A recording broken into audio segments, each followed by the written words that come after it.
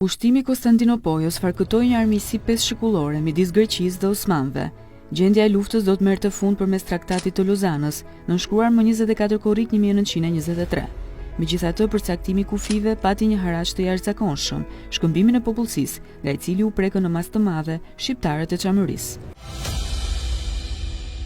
Traktati i Lozanës ishte një fitore për Turqinë, e cila u njoh në rang ndërkombëtar si një shtet me dalje në 4 dete.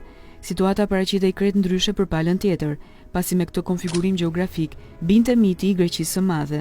Një pikë nevralgjike e traktatit ishte këmbimi i detyrueshëm i popullsisë, që solli zhvendosjen e rreth 2 milion njerëzve nga trojet e tyre. Ndonse përfshinte dispozita për mbrojtjen e të drejtave të minoriteteve në Greqi, traktati pati rezultat penalizues për shqiptarët e Çamurisë, të cilët u shpronsuan duke u konsideruar turq.